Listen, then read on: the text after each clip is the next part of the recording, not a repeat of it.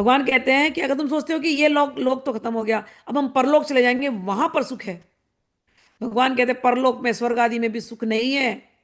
भगवान कहते हैं वहां भी क्या होगा, क्योंकि वहां भी बराबरी वालों में होड़ चलती रहती है, सब एक से एक उधर पहुंचे हुए हैं ना, खूब पुण्य कमा करके। तुमने भी पुण्य कमाया, हमने भी पुण्य कमाया, हम सब अब पहुंच गए स्वर्ग लोक, सब बराबर के हम। कह रहे हैं वहां पर तो और होड़ लगी रहती है, और अधिक सुख भोगने वालों के प्रति जलन होती रहती है, असूया का भाव रहता है। उनके गुणों में दोष निकाला जाता है, और छोटों से वहां घृणा होती है।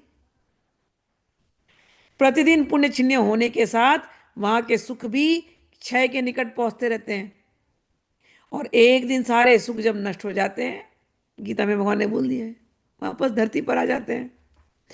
वहां की कामना पूर्ण होने में भी यजमान, ऋत्विज और कर्म आदि की त्रुटियों के कारण बड़े बड़े विघ्नों की संभावना होती रहती है। जैसे हरी भरी खेती भी अतिवृष्टि अनावृष्टि के कारण नष्ट हो जाती है, वैसे ही स्वर्ग भी प्राप्त होते होते विघ्नों के कारण नहीं मिल पाता।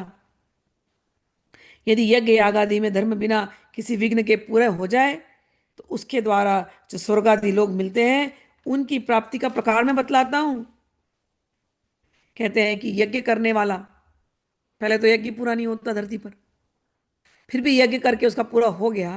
कहते हैं भगवान यज्ञ करने वाला पुरुष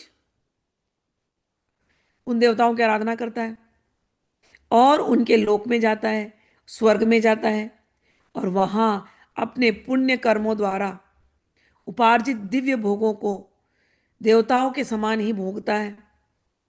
उसे उसके पुण्यों के अनुसार एक चमकीला विमान मिलता है। अच्छा लग रहा है ना, स्वर्ग जाएंगे विमान पर, और वहां उस पर सवार होकर के अच्छी अच्छी सुंदरियां और अच्छे अच्छे देवता मिलते हैं। वो उनके साथ उस सुनहरे विमान में विहार करता है। लोग वहां पर आकर के उसके गुणगान गाते हैं, और उसका रूप तो इतना सुंदर हो जाता है कि उसके रूप लावण्य को देख करके दूसरे का मन लुभा जाता है। उसका विमान वह जहां ले जाना चाहता है वहां ले जा सकता है, और उसकी घंटियां घनघना करके दिशाओं को गुंजरित करती हैं। वहां अप्सराओं के साथ नंदन वन और देवताओं की विहार स्थलियों में क्रीड़ा करते करते वो बेसुध हो जाता है। इस स्वर्ग की ये बातें बता रहे हैं भगवान कि भैया ऐसा सब होता है वहां पर।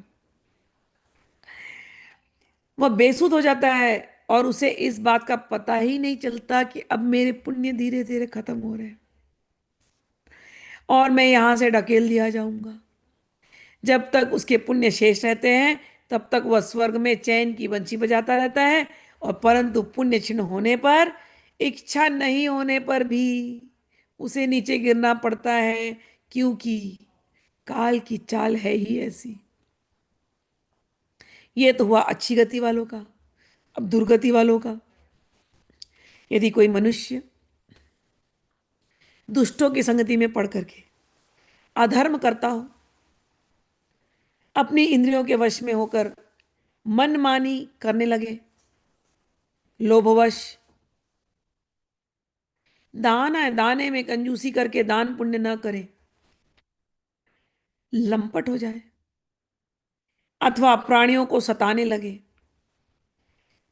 विधि विरुद्ध पशुओं की बलि दे करके भूतों की और प्रेतों की उपासना में लग जाए, तब तो वह पशुओं से भी गया बीता है, और अवश्य ही वह नरक में जाता है।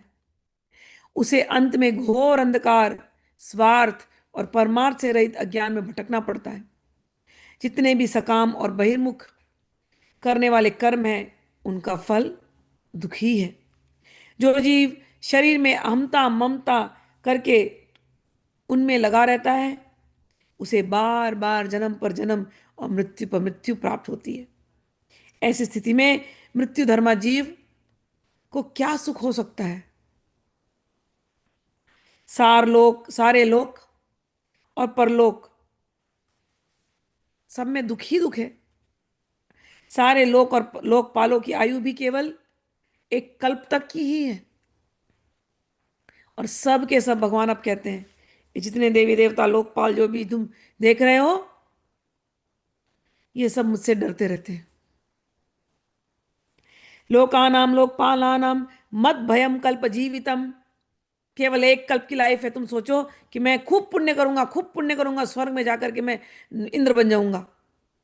एक कल्प तक ही रह पाओगे। मैं ब्रह्मा जी के पोजीशन को पाऊंगा, एक कल्प तक। कहते ये भी सब मुझसे डरते हैं। ब्रह्मणों भी भयम मत्तो द्वि परार्ध परायुष। कहते हैं भगवान कि सब लोग मुझसे डरते हैं और मुझसे भयभीत रहते हैं। औरों की बात तो क्या कहूं, ब्रह्मा भी स्वयं मुझसे भयभीत रहते हैं, क्योंकि उनकी आयु भी तो कायु के काल से सीमित है। केवल दो परार्ध है, एक दिन और एक रात। जो चारों जो युग हैं, और जो चारों युग की एक दिन, और चारों युग की एक रात, दो परार्ध ही तो है। सत्व रज और तम, ये तीनों गुण इंद्रियों को उनके कर्मों में प्रेरित करते हैं, और इंद्रियां कर्म करती हैं। जीव अज्ञानवश सत्व रज आदि गुण और इंद्रियों को अपना स्वरूप मान बैठता है, और उनके किए हुए कर्मों का फल सुख दुख भोगने लगता है। जब तक गुणों की विषमता है, अर्थात शरीर आदि में मैं और मेरेपन का अभिमान है, तभी तक आत्मा के एकत्व की अनुभूति नहीं होती।